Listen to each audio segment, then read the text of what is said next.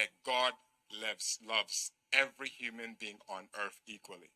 Every human being who's born, conceived, spends 9 months, sometimes shorter, sometimes longer, in your mother's womb.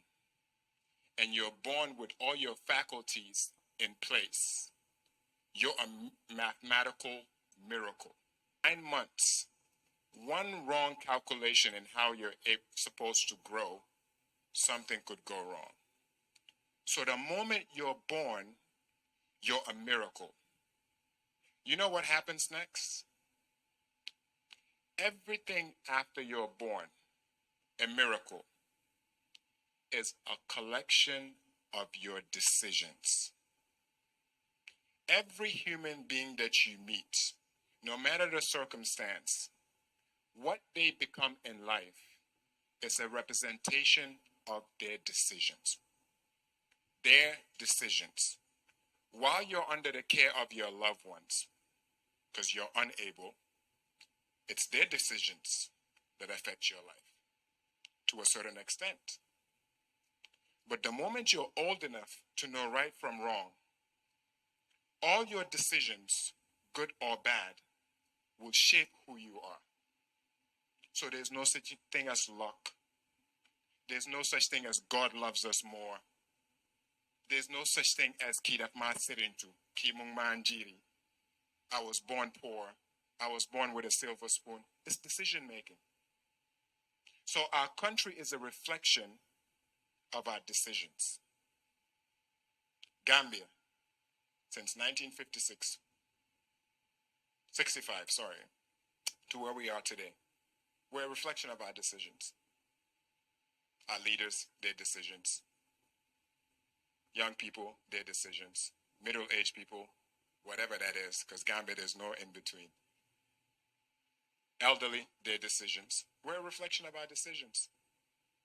So when we're talking about decision making, it's in the moment of your decision making that your destiny is shaped as a human being, good or bad.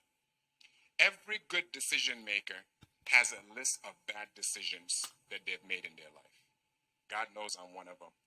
Some people who really know me when I was a child would tell you this guy has turned out to be a fine gentleman with God when he was young.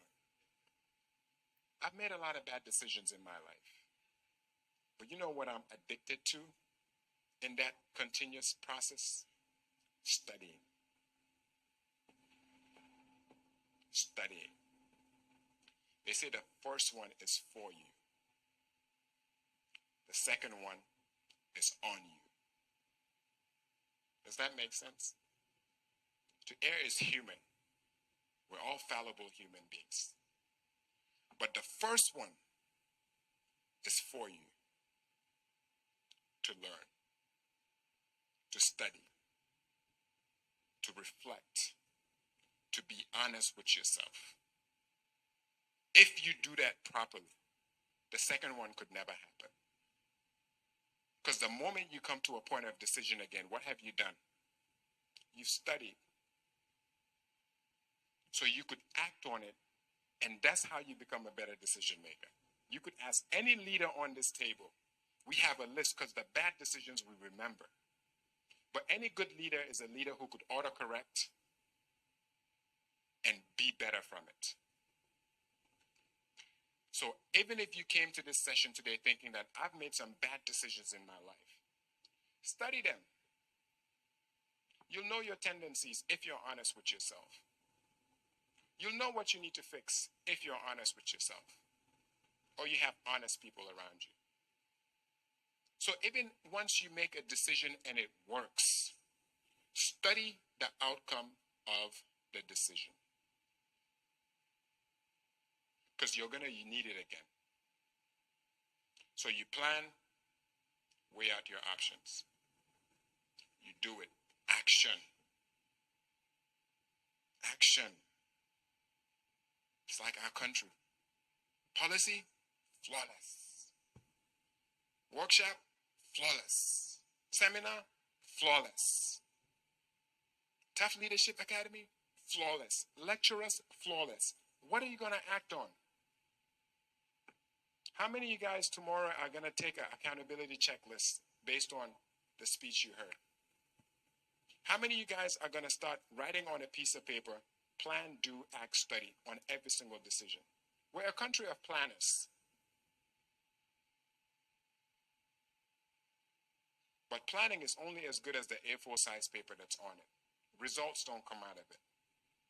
The decisions you make today, the decisions you make tomorrow, will determine the outcome of your life, the outcome of your family's life, the outcome of this country. If not the next generation, that we're still going to be having a lot of individuals who get all the information available, but yet still we're not being captains of our faith and masters of our soul. Because at the end of the day, going back to where I began, every single person in here is a miracle. Every single person in this world is God's instrument. Information is free in this day and age. What decisions are you going to make to transform your life? You transform your life, you transform your family's life, you transform your nation's outcomes.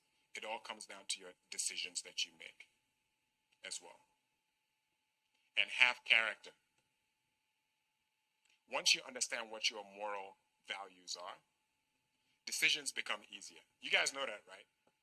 As an adult, the moment you establish who you are and what you're not, decisions come easy. Because you have a code. And you guys remember I talked about this when I was on Uncle Taft's Hub. Age doesn't matter. I'm glad Ajikuma mentioned what she did. I think more young people lack discipline.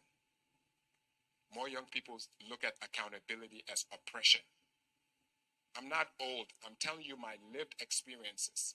The average Gambian young person sees accountability as oppression. The average young people thinks entrepreneurship comes before apprenticeship.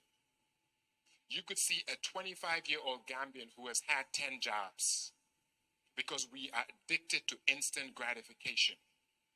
Our brain is wired for instant gratification. I have yet to meet a Gambian who is under 28 who has had less than two jobs in the past 5 years. Fadi knows, because they leave Fadi, they see Innovarex, they put in an application. They just job hop. So what moral character are you going to instill to guide your decision-making process? Because once it's known, your institution is always a reflection of the leader from a moral character standpoint. So at Innovarex Global, any flaw in my moral character will be embedded in the company's DNA. So which is why my leaders make decisions now based on what's the understood element of my moral character. That's one thing I want you guys to go home with. Once you understand what your moral character is, decision making becomes easier. And we will be a reflection. Even if I'm 80 years old, the fate of this country will be left in the hands of our decision makers. And that's you guys. I thank you guys.